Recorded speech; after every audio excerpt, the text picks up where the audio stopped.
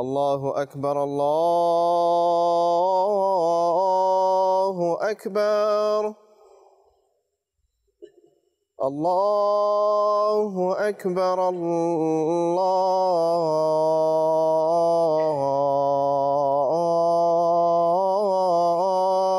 أكبر. أشهد أن لا إله إلا الله.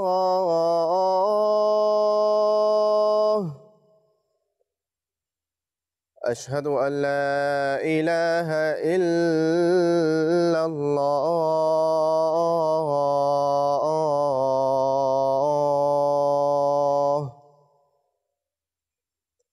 أشهد أن محمدًا رسول الله.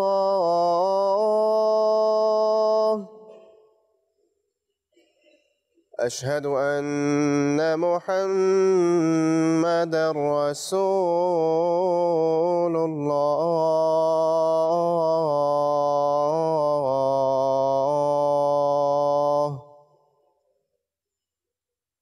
حي على الصلاة.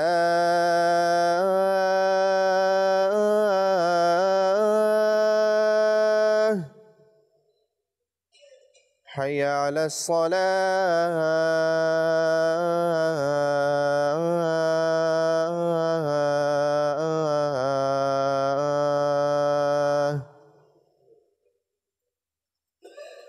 حي على الفلاح.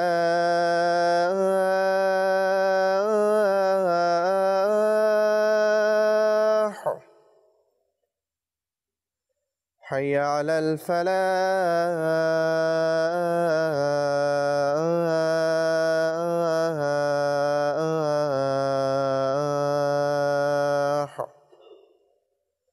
الله أكبر الله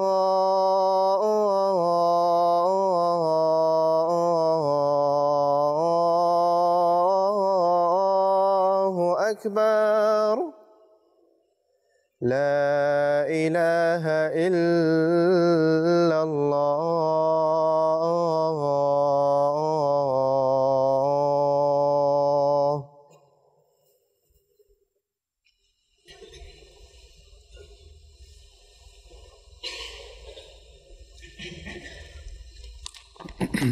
السلام عليكم ورحمة الله.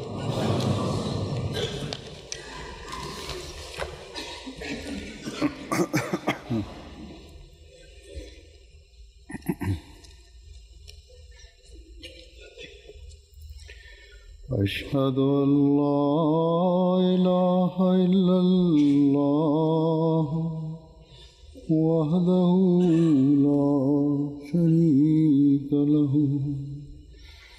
وأشهد أن محمدًا عبده ورسوله. أما بعد فأعوذ بالله من الشيطان الرجيم.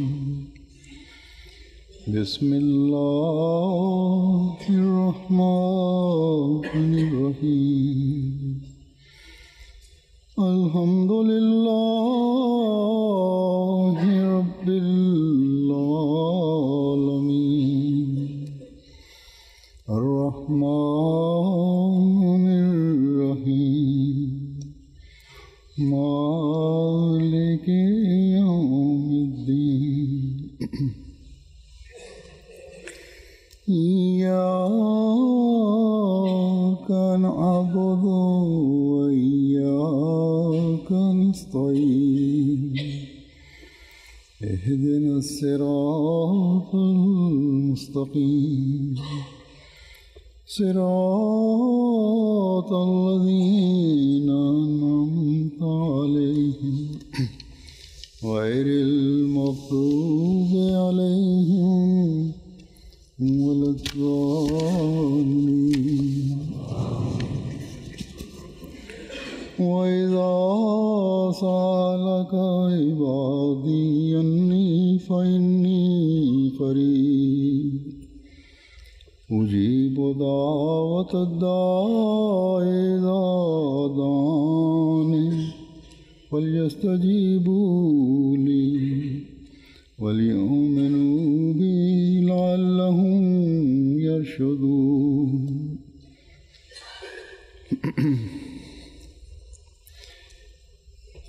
इस आयत का तर्जुमा है Uzur kaže i prevod ovoga ajeta je da kad te moji robovi pitaju o meni, reci im ja sam blizu, ja odgovaram na dovu molioca kad me moli. Zato oni treba mene da poslušaju i da vjeruju u mene, tako da slijede pravi put.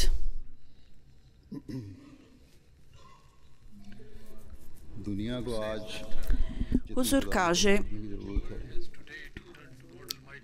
potreba da svijet treba da se okrene Allahu dželešanhu u ovo vrijeme, jer udavaju se od tog puta da ljudi koji žive na ovom svijetu, ljudi koji se nazivaju najboljim stvorenja,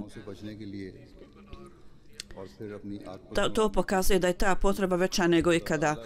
Ovi ljudi koji izbjegavaju da im bude suđeno u ovo vrijeme, oni imaju ogromnu potrebu još više da utemelje svoj odnos sa Allahom dželešanu, jer ta odnos je opada.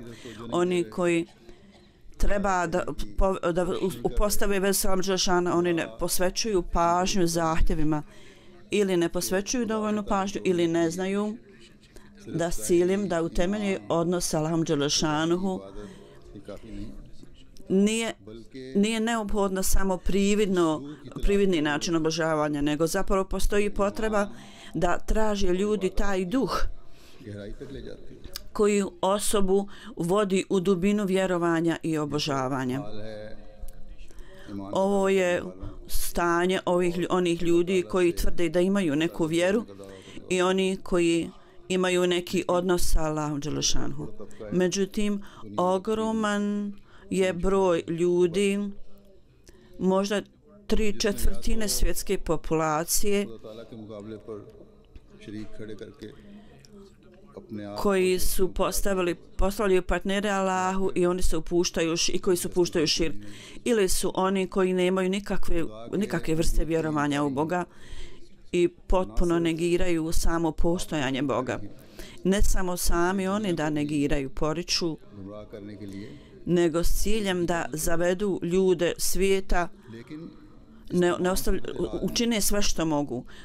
U cijeloj ovoj situaciji Huzur kaže postoji mala manjina koji vjeruju u Božje obećanje, imaju čvrstu vjeru u to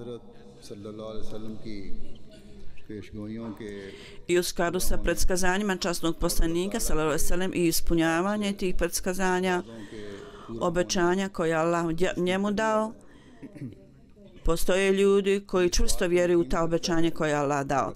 Oni koji vjeruju i koji čvrsto tvrde da u ovo doba, kad ljudi u ovo doba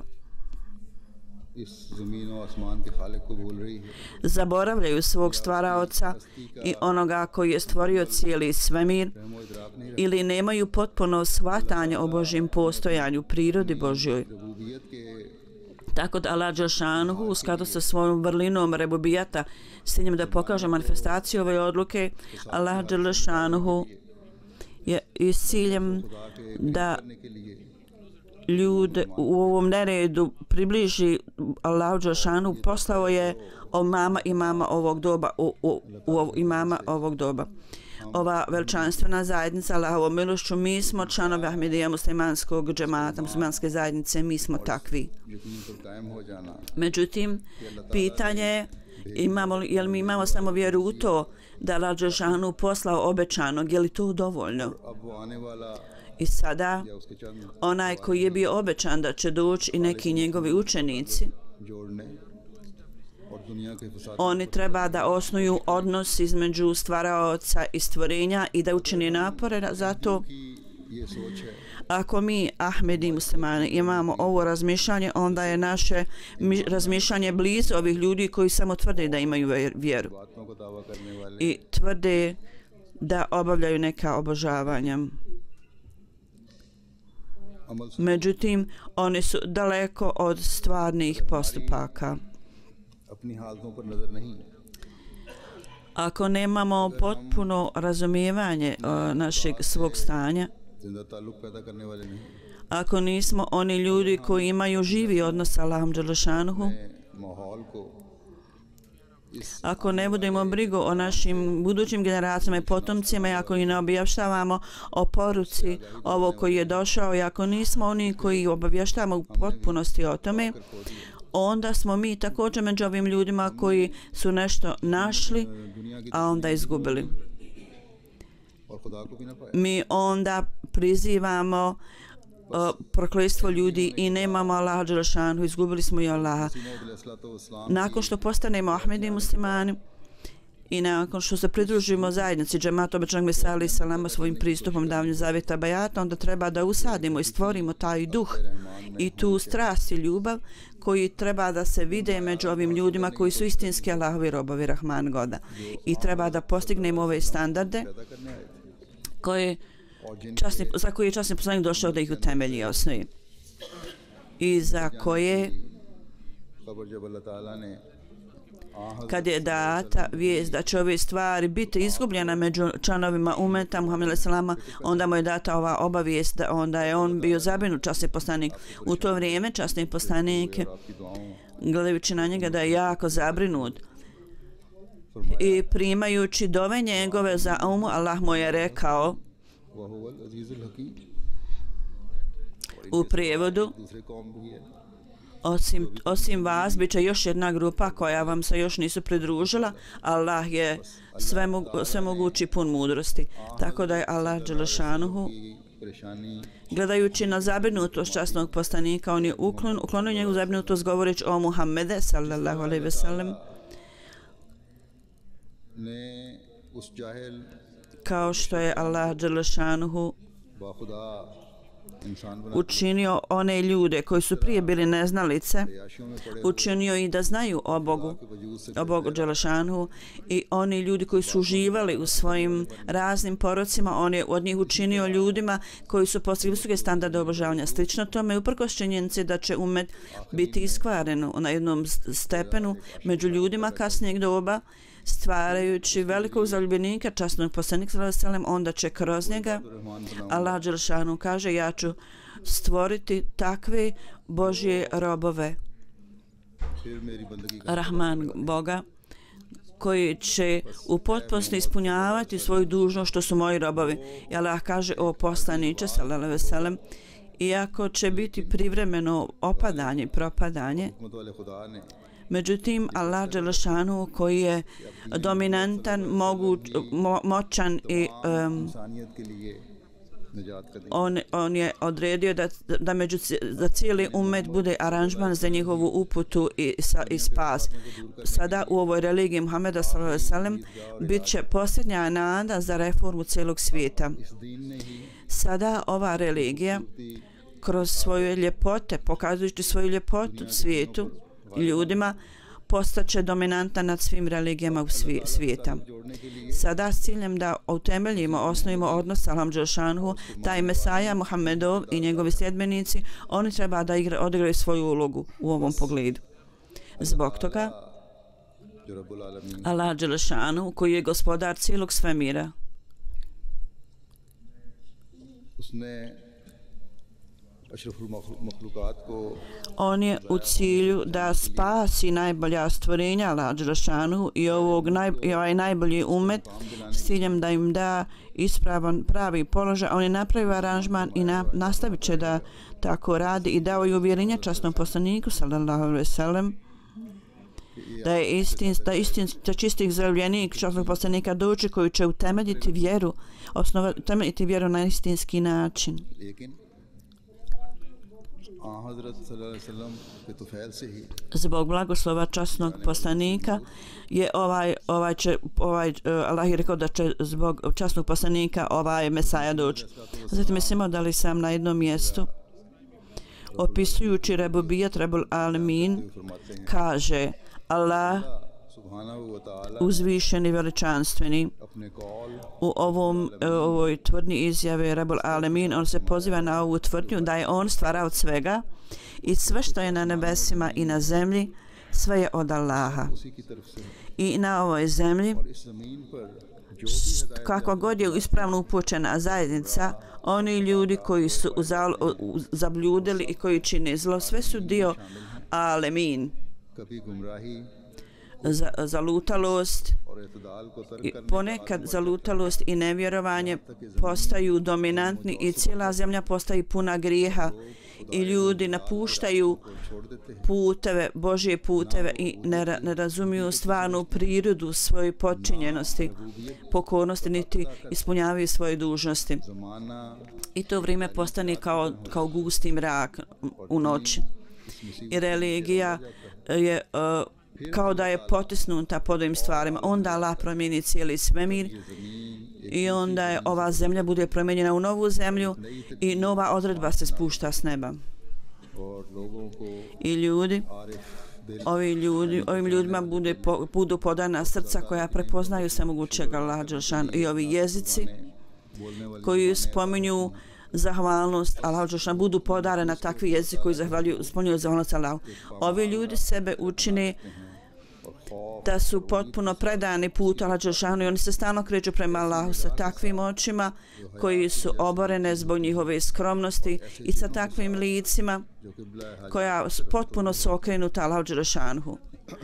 I oni se okreću onome od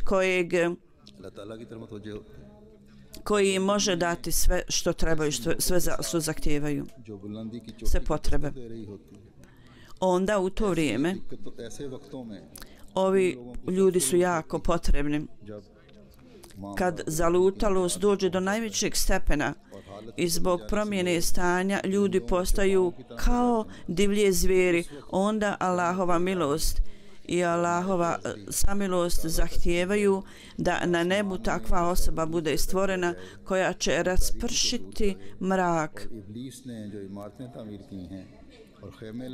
i ono što je izgradio šejtan da bude uništeno. I onda će imam doći između tog umeta i da se bori svojim šejtanskim silama i obojica će se boriti jedan s drugim i Allah gleda na to.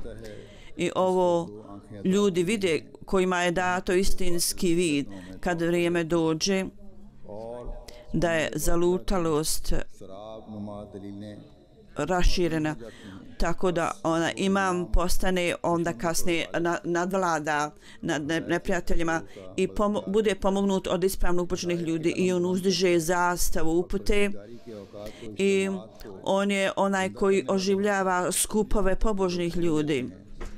Tako da ljudi razumiju da rukovođe one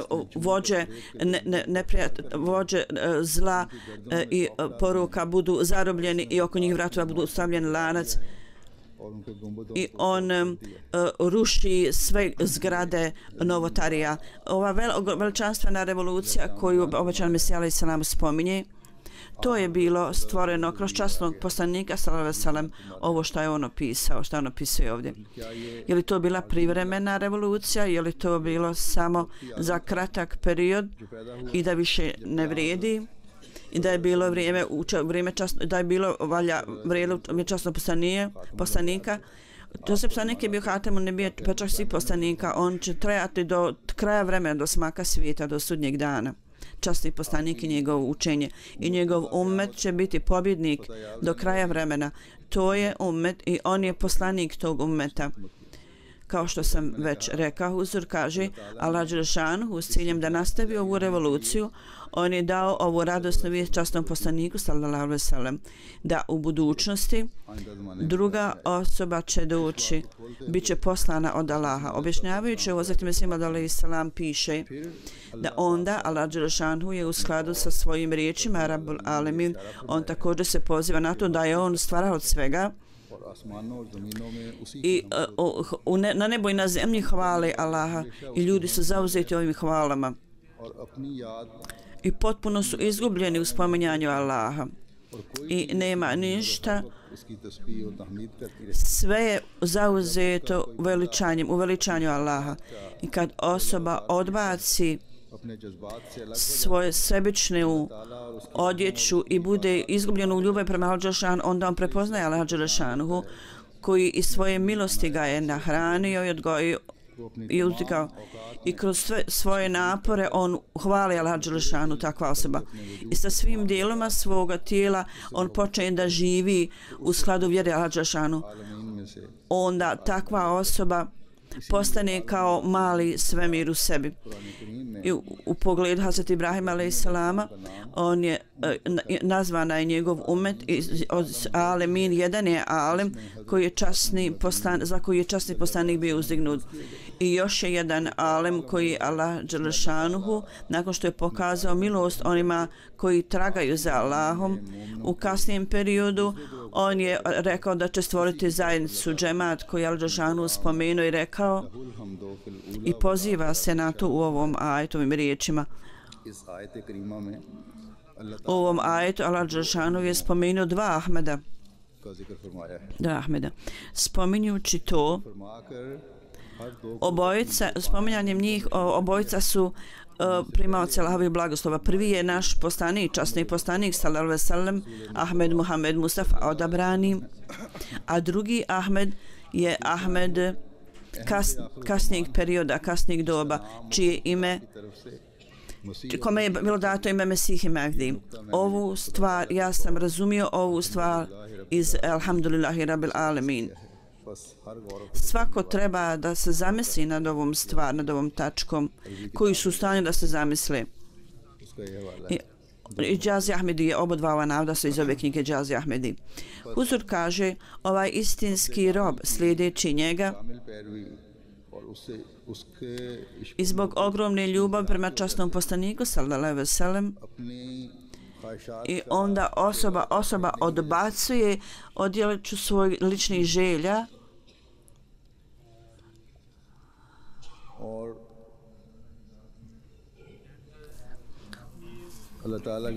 i potpuno bude izgubljen u Allahovom biću. Onda Allah dželešanu u periodu kasnijeg doba je poslao obećanog Mesija alejselama koji je ponovo nas poučio o putevima da volimo Allaha dželešanu i pokažemo svoju podčinjenost i pokornost. Kao što sam rekao, časni poslanik sallallahu alejhi ve sellem, Allah dželešanu je napravio, izveo takvu duhovnu revoluciju da oni ljudi koji su bili idolopoklonici i postavili partnera Allah, oni su postali zaljubljenici Allah dželešanu i oni su uputili u porku cijelom svijetu. I među onim ljudima okrenuli se od ovih ljudi da budu ljudi predani Al dželešanu. Onda nakon prepuštanja u zaboravnost oni su zaboravili svrhu svog stvaranja. Onda su bili lišeni Allahovih blagoslova zbog toga. Iako u tom mračnom periodu s ciljem da pokaže neprestalnost lokalno, bilo je nekih ljudi, nekih pobožnih ljudi, Allah je određivao ove ljude kao neku vrstu svjetla, kao neke lampe. Međutim, taj odnos sa Allahom dželešanuhu koji se trebalo vidjeti u kasnijem dijelu Islama nije se moglo više vidjeti. Sada, kroz ovog drugog Ahmeda, najava koju je Allah dželešanuhu dao da će izvesti ovu revoluciju, sada se to treba nastaviti kroz sljedbenike, kroz ove ljude koji će nastaviti, oni su istinski njegovi sljedbenici. Ako hoćete da postanete sluge Rahman Boga, Iako treba da napravite se više ljudi, da oni budu isto sluge Rahman Boga, njegovi robovi, onda ćemo tek imati pravo da se nazivamo istinskim sljedbenicima za razliku od drugih muslimana. Inače, sama tvrdnja nije tako značajna i mi ne možemo sebe učiniti da budemo drugačiji od drugih ljudi samo tvrdnjom. Hazreti Mesih Maud alejhi selam je došao za oživljavanje islama i ponovnog uspostavljanja islama. On je utemeljio ove ljude da osnuju odnos sa Rahman Bogom. Oni ljudi, takve ljude koji primaju od Boga poruke i koji postaju istinski robovi svemogućeg Allaha, Rahman, milostivog Allaha. Kroz obećanog Mesija alejhi selam ova objava da će Allah postati među kasnijim narodom nekoga bila je upotpunjena i ashabi su dobili sve što su dobili, što su bili povezani sa ranim prvim ashabima časnog poslanika. Ova predskazanja su zauvijek. Sada mi spominjemo ove stvari sa velikim ponosom. Samo to nije dovoljno. S ciljem da postanemo dio ove revolucije, mi moramo isto tako razumjeti svoje dužnosti u ovom pogledu.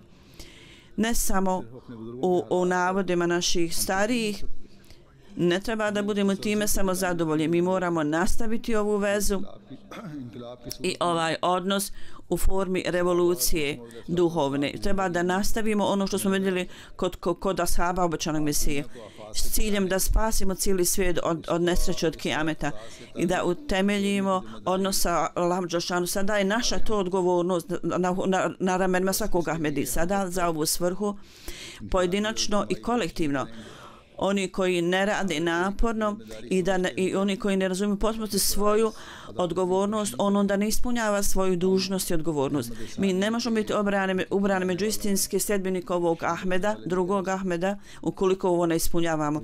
I ova odgovornost, dužnost ne može biti ispunjena ukoliko ne utemeljimo najveće standarde svog obožavanja i ibadeta. I ako ne uradimo najviše što možemo da budemo robovi ovog Rahman Boga. Jer ovi postignuće, ono što su naši predci počinili, to ne može biti dovoljno. Ovi koji ne pokažu praktičnu sliku o poruke Allahove koji kaže vjerujte u mene. Allahova je milost da s ciljem da reformiše, popravi naše stanje. On nas je osposobio, omogućuje da prođemo kroz još jedan mjesec Ramazana u kojem možemo da steknemo brzinu Allaha dželešanu i da postupamo prema Allahovim naredbama, da povećamo svoju vjeru. Putevi su ti zato još više otvoreni za nas u toku ovog mjeseca. Zbog toga sretan će biti onaj među nama, oni ljudi koji da ovaj svijet koji Allah dželešanu, kako je rekao, moji robovi u ovom mjesecu Ramazana oni će dobiti izvući najveću korist i čini najviše što mogu da izvuku tu najveću korist iz ovog mjeseca. Važnost ovog mjeseca, Hazreti Mesih Maud alejhi selam, on je ovako u svojim riječima rekao, ovaj mjesec je dobar u smislu da stvorite svjetlo u svojim srcima i da očistite duše. I ovo daje svjetlo srcu. Ovo je prekrasan mjesec da dadne svjetlo srcu. I prividna razlika, odlika nije tu. Otprilike Ramazan mjesec traje oko 30 dana, međutim mjesec Ramazan je dobar na ovaj način da osoba treba da u njemu sastavi dva namaza, dva obožavanja. Allah je dželešanu osposobio svoje robove da ove dvije stvari sastavi zajedno. On kaže, čišćenje sebe znači da poticanje duše koja potiče na zlo treba da osoba se udalji što dalje od toga. Čišćenje srca znači da vrata objave budu otvorena i da osoba bude u stanju da spozna Boga. Ovo je cilj koji हासिल करने की कोशिश करनी चाहिए za koji moramo učiniti sve što možemo da ga postignemo. Dva namaza, dva ibadeta koji sam spomenuo, to je dova i post. Tako da u Ramazanu, u mjesecu Ramazana, नमाजों की भी treba da vodite brigu o svojim namazima koji treba da vam daju takvo čišćenje duše i srca koji će vas tako udaljiti od grijeha da budete u stanju da slušate u svom namazu da Allah kaže ja sam blizu, da vaše namazi, ibadet i post ne budu samo za uzbuđenje i aktivnost u toku mjeseca Ramazana, nego treba biti da te promjene koje treba da napravimo u Ramazanu postanu stalne i uvijek treba da odgovorimo vjerno na Allahove naredbe. Mi treba da poliramo dalje svoju vjeru.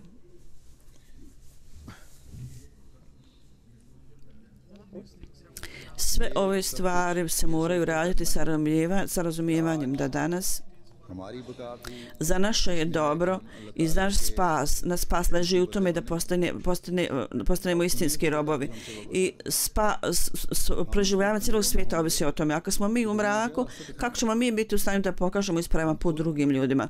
Ako mi nismo potpunosti upoznati o dubini značenja riječi ibadi, moji robovi, kako onda mi možemo uputiti drugi ljudi da postanu Božji robovi? Kao što sam rekao, u ovo doba Allah dželešanuhu je odredio da dalje unaprijedi ovaj posao. On je poslao obećanog Mesija alejhi selama da unaprijedi posao za koji je časni poslanik sallallahu alejhi ve sellem bio poslan. Tako posao koji ovi ljudi koji imaju želju da spoznaju Allah dželešanuhu, obećanje koje su dali, pitanje koje su ljudi pitali od časnog poslanika, isto pitanje je bili su postavljeni ovom velikom zarobljeniku, obećanom Mesaji, i on mi je pokazao ovaj put i on je oko sebe okupio zajednicu. Isto pitanje su pitali, isto pitanje cijeli svijet pita zajednicu ovog sljedbenika Allahovog. Dakle, zajednica vjernika će biti u stanju da odgovori na ovo pitanje kako treba kad svaki pojedini član ove zajednice postigne takav standard onih ljudi koji treba da budu oni ljudi koji su istinski vjerni i da odgovaraju na naredbe, udovoljavaju naredbama. Kad istinski odgovore na poziv časnog poslanika sallallahu alejhi ve sellem, kad budu u stanju da istinski razumijemo dubinu riječi ibadi, sada u cijelom svijetu vidimo nered, bilo da je istok ili zapad, bilo da je to muslimanska zemlja ili razvijene napredne kršćanske zemlje. Sve su utonule, progutane u nerede i bez zakona. Nedavno su ovdje bili nered u ovoj zemlji i ovo je otvorilo oči da ne samo u opasnosti mir siromašnih zemalja, nego također mir ovih naprednih zemalja u opasnosti. Jedini lijek koji postoji je da ljudima treba da bude pokazan put ka Allahu dželešanu. Međutim, kako? Mi nemamo nikakve moći. Niti kroz pomoć ikakve svjetske moći ljudi mogu biti prinuđeni da spoznaju Allaha. S ciljem da reformišemo stanje svijeta, jedini putevi su oni kojima nas se poučio imam ovog doba, da kad prenesete ovu poruku ovog imama, onda također tražite blagoslove, tražite pomoć kroz dove, kroz molitve od Allaha dželešanu. Dok radite naporno i ulažete napore, međutim isto tako pojačajte svoje dove. Kao što sam ranije spomenuo, pomoć Allaha dželešanu, njegova potpora i primanje dova bude dato ovim ljudima koji postupaju prema Allahovim naredbama. I oni ojačavaju svoju vjeru u Allaha dželešanu. Razni načini primanja dova kojima se poučio obećan Mesija alejhi selam. Ja želim da spomenem kratko te neke dove. Koje su ove stvari na koje treba odmah da odgovorimo? I trenutnim odgovaranjem na to Allah dželešanu sluša te dove. Allah dželešanu onda odgovara na to. Koja vrsta vjere je to koja nas upućuje na put bogobojaznosti i onda ojačava vezu između ljudi i Boga. Jedan uvjet koji obećan Mesija alejhi selam spomenuo je da ljudi treba da slijedi put bogobojaznosti i boje se Allaha dželešanhu i uvijek treba da imamo pred sobom strah od Allaha. I svakog momenta treba da imamo čvrstu, potpunu vjeru i uvjerenje da Allah dželešanhu gleda na nas. I svaki postupak naš uvijek je poznat Allahu i da nijedan naš postupak ne smije biti da izazove Allahovo nezadovoljstvo. Moje fizičke usne treba da postupaju u skladu sa Allahovim naredbama i Allahovom voljom. I sav moral i odnos sa Allahovim stvaranjem, sve to treba da bude u skladu sa Allahovim naredbama. I ovo je istinska bogobojaznost, takva odnosno pobožnost. Uši, nos, svi naši dijelovi tijela treba da kreću se u tom smjeru što zadovoljava Allah i treba da funkcionišu na taj način. Ovo može biti urađeno samo u slučaju kad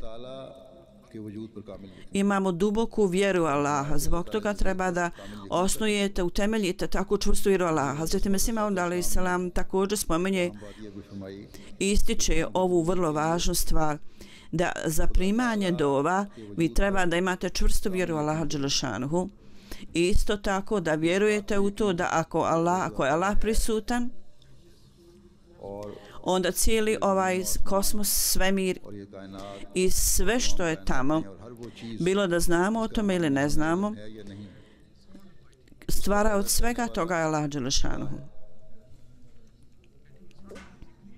I on nije samo stvaraoc, zapravo on ima sve moć, posjeduje sve moći.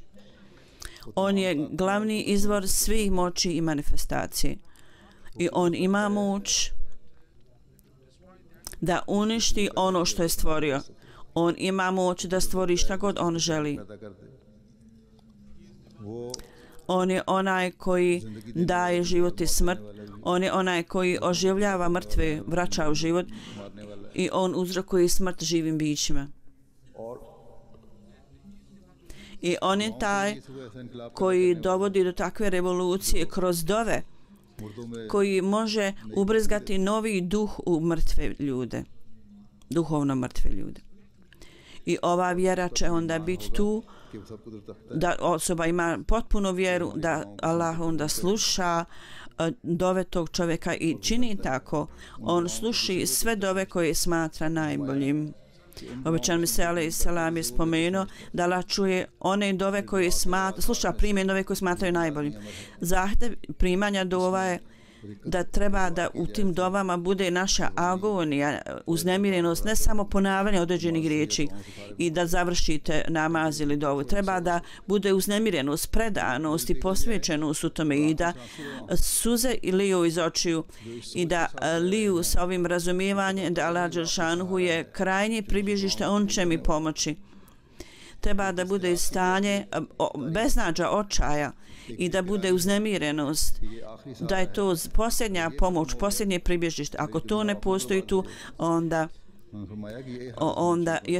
onda neće da biti primljena. To je jedini način i to je uvjet da osoba bude primljena dova. Drugi uvjet je poniznost. Na jednom mjestu obećan Mesija alejhi selam kaže: postanite niski u odnosu prema drugim ljudima, tako ponizni, tako će vas Allah će vam dati da uđete u džennet. Da dođete do najnižih stepena svoje skromnosti i očistite sebe od svih vrsta oholosti. Onda odnos s Allahom dželešanuhu će biti moguć. Inače, osoba ohola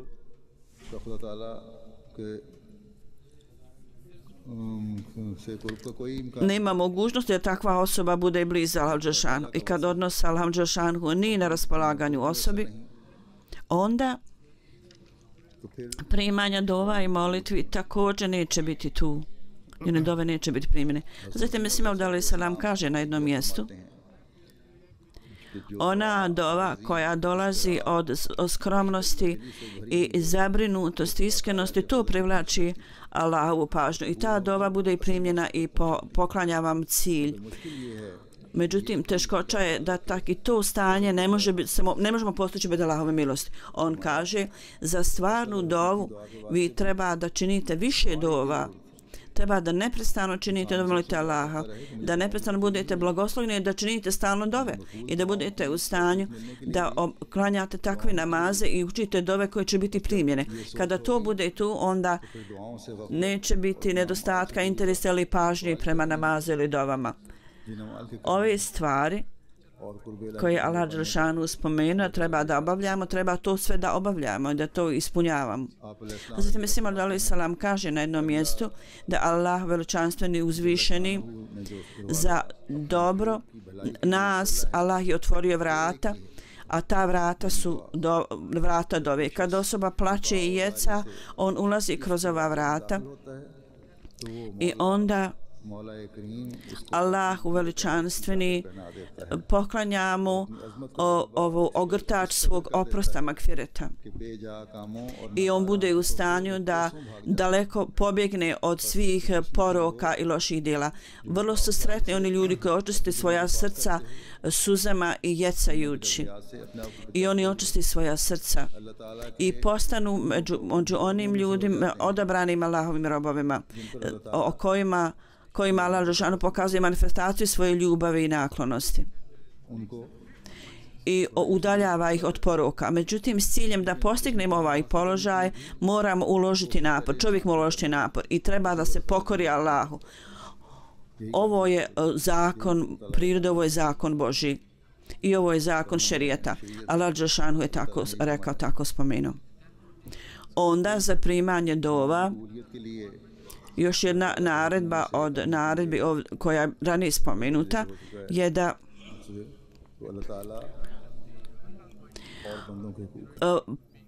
da ispunjavamo prava Allahova i prava prema ljudima. Obično Mesija je rekao treba da postanete takvi da niti nemate nekakvih prava prema vama od ljudi niti od Boga. Onaj ko ne ispunjava prava ljudi i njegove dove neće biti primljene jer on je tlačitelj. Allahova milost će se spustiti na onu osobu koja u periodu mira hvali Allaha na takav način i moli Allaha na takav način, da se boji Allaha na takav način, da u stanju mira se isto boji Allaha kao osoba koja je u strahu, koja ima strah u svom srcu. I osoba koja ne poziva Allaha Đelešanu u vrijeme mira, neće mu Allah pomoći kad dođe potreba, kad bude u nuždi. Ako osoba samo moli Allaha u vrijeme teškoće, onda njegova dova neće biti također primljena. Dakle, u vrijeme mira i u vrijeme zadovoljstva i sreće molite Allaha Đelešanu u to vrijeme. Ovo je tajna primanja dova. Allah Đelešanu je rekao, postupajte prema ovim naredbama, ovo je jedan uvjeta da uvijek molite Al Đelešanu u svim situacijama, u svim stanjima, ne samo u Ramazanu i ne samo kad ste u potrebi, kad ste u nuždi, da onda molite kad ste u teškoćama, nego stalno kad ste u miru, u običnim situacijama, uvijek neprekidno molite Al Đelešanu i upućujte mu dove. Također za primanje dova također je neophodno da osoba napravi u sebi pobožne promjene. Ako osoba ne može izbjeći grijehe i loše stvari i krši granice koje Allah postavio, onda njegove dove neće biti primljene. Dakle, kada Allah Đelešanu kaže u prijevodu, kada Allah kaže treba da odgovore meni, treba da kažete lebejke, mi se odazivamo. Treba da pronađete ove stvari koje nam je Allah Đelešanu naredio da radimo. I tako da radeći te stvari, postupajući u skladu s tim, postići ćemo blizinu Allah Đelešanu. I tragajući za svim ovim stvarima, treba da izbjegnemo one stvari za koje Allah Đelešanu traži od nas da izbjegavamo. U častom Kur'anu ove naredbe Allahove, stotine naredbi Allahovi. Hazreti Mesih alejhi selam kaže na jednom mjestu da veličanstvo Allah Đelešanu utemeljuje to u vašim srcima i njegova slava treba da bude pravo ispred vaših očiju. Uvijek zapamtite da časni Kur'an ima više od 500 naredbi i one su povezane sa vašim ustama i svim vašim sposobnostima i stanjem i na svakom nivou razumijevanja. Isto tako u skladu sa svojim duhovnim statusom, položajem i također u skladu sa svojim kolektivnim pojedinom situacijom. Allah Đelšanhu je servirao za vas gozbu, proslavu i kako god je Allah pripremio za vas hran, treba da to uzmete i uživate u tom, radujete se. Ljudi koji se okrenu samo od jedne naredbe, obično se kaže ja vam sigurno kažem da će odgovarati na sudnjem danu. Biće lišen spasa. Sa skromnošću treba da imate ovu pokornost Allahu Đelšanhu. Vjera starih ljudi ili stara vjera ljudi, vi se potpuno pokorite Allahovim naredbama. Sve su naredbe tamo. Kao što se traži, postupajte sa svim naredbama koje je Allah dao. Onda će se kaže, onda stavite Kur'an na svoja ramena i slijedite šerijat i onda će oholost biti bačena u džehennem. I oni ljudi koji se pokore Allah bit će spašeni.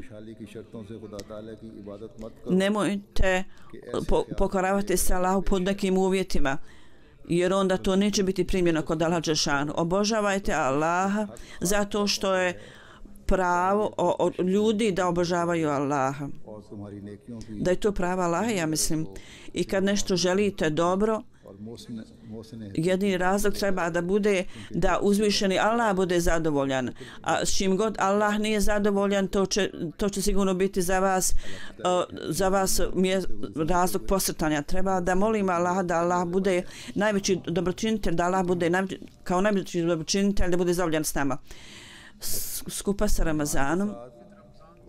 Ramazanom primanje dova i treba da bi naše bile primljene, treba da ojačamo svoju vjeru i da bi postigli uputu. Allah je skrio našu pažnju i kaže Allah za dobro mojih robova i da ih spasim iz kušnji i teškoća. Sam uvijek spreman za to.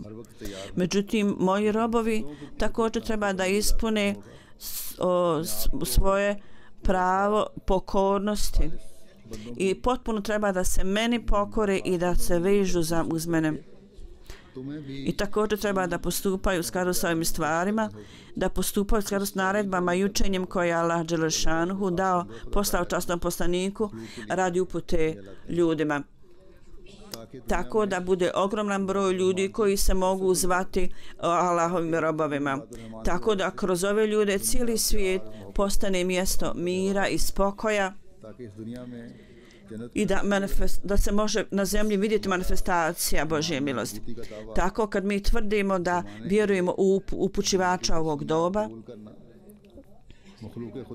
i ova tvrdnja koju iznosimo, odgovornost reforme ljudi je povjerena i zaduženi su oni ljudi koji tvrde tako. I mi tvrdimo da smo među odabranim robovima čiji su dove primljene. Treba da bude onda među onim ljudima koji naprave promjene među sobom i dalje prenose to ljudima. Da ovi ljudi koji iz ljubavi prema drugim ljudima nastoje da spase druge ljude od Allahove kazne. Tako da ovaj Ramazan je došao s ciljem da nas obuči u ovim stvarima i da nas osposobi da postanemo istinski Allahovi robovi. I isto tako da dalje osvjetlimo svoju vjeru i da poliramo je. Sretni će biti oni ljudi koji budu u stanju da izvuku ovu korist od nas Allah sposobi da to činimo. Huzur kaže s ciljem da spasimo svijet od uništenja. Nema ovo svjetskih sredstava koji su potrebni niti mogu biti od koristi. Jedino oružje koje trebamo je oružje dove. U toku ovog mjeseca dok budete molili Allaha za sebe, za svoje potomke i za odnos sa Allahom Đelšanuhu, također molite Allaha da spasi cijeli svijet. Hazrat Mesih Maud alejhi selam kaže: velika je sreća na muslimani, oni su vrlo sretni da je Allah onaj koji sluša njihove dove. Međutim, ako ali Ahmedi jedini imaju stvarno shvatanje tog. Allah dželešanu je onaj koji sluša dove, onda nema nekakvog prostora za razočarenje. Mi sigurno nismo razočarani i mi smo čvrsto utemeljeni u ovom uvjerenju da ako Bog da inšallah sve će ove stvari biti ispunjene, koji se odnosi na napredak zajednice džemata, kojima su data obećanja. O tome se obećao Mesaj, ovaj dan će sigurno doći kad će zastava časnog poslanika vijorice na najvišem nivou u svijetu i većina ljudi će biti takvi koji će steći uputu na pravi put. Ovi ljudi će biti u većini. Još jedan put vas podsjećam, Huzur kaže, nikada nemojte zaboraviti ovu dovu da Allah dželešanu nas osposobi da uđemo među one ljudi koji su istinski upućeni, ljudi koji su na ispravnom putu. Da nas Allah dželešanu osposobi da dobijemo blagoslov ovog Ramazana i osposobi nas da izvučemo najveći mogući blagoslov i da koristi za ovog. Ja ću danas klanjati dženazu, namaz Subida retired Rađa Mahmud Mirza Khan Sahib iz Rabbe, koji je umro 4. augusta, 90 godina imao. On je bio u vojsci i u Drugom svjetskom ratu radio u vojsci. Neko vrijeme prije stvaranja Pakistana, prije formiranja Pakistana, on je došao u Kadijan i bio je u društvu Hazret Kalifatul Mesih drugog. Također je učestvovao u nekom bataljonu. 1953. također je obavljao neke važne poslove i klanjao je tahadžud, bio je vrlo redovan u namazu. Bio je zadovoljna osoba. Uvijek imao potpun povjerenje u Allaha. Imao je veliku revnost za propovijedanje i prenošenje poruke i bio je vrlo vezan sa hilafetom. I svaki program kalife vremena on bi vrlo pažljivo gledao i pamtio poruku. On je bio musi. On ima 2 sina i 3 kćeri. Rađa Munir Ahmed Sahib. On je bio direktor mlađeg za omladinu u fakultetu i bio je također sekretar za policiju. Da Allah uzvisi položaj ove umrle duše. Druga dženaza je Amine Begum Sahibe, žene šeh Nezir Ahmed Sahiba iz Rabbe. Ona je umrla 7. augusta inna lillahi wa inna ilaihi rađiun. Ona je bila među ranim stanovnicima Rabbe koja je došla iz Kadijana. Bila je vrlo pobožna gospođa, vrlo predana, vrlo blisku predanost i ljubav prema kalifatu imala. Za više od 50 godina je služila u leđni na raznim dužnostima. I data joj je diploma za najbolje obavljanje poslova i nadgledala je obuku djece i također djeci iz Mahale. Ona je pazila na njih. Njen sin Mubarek Armšav, on je tamo ima isto važnu dužnost da nadgleda imetak ili manje. I u Njemačkoj on je sekretar za prenošenje poruke. Jedan od njenih zetova je misionar. Ona je imala vrlo dobre odnose sa komšijama. Ona je isto potpisala oporuku da Allah dželešanu uzdigne položaj ove umrle žene, njene duše.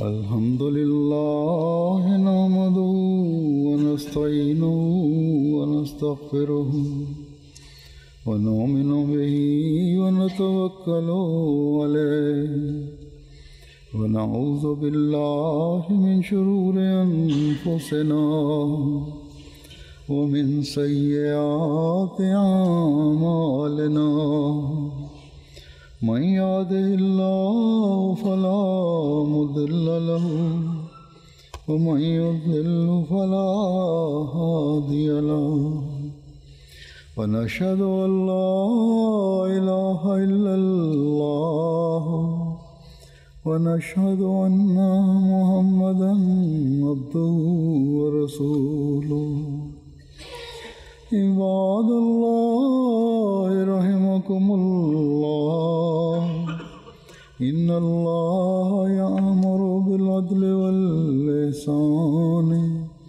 وإيتاء ذي القربى وينهى عن الفحشاء والمنكر والبغي يعظكم لعلكم تذكرون اذكروا الله يذكركم وادعوه يستجب لكم ولذكر الله أكبر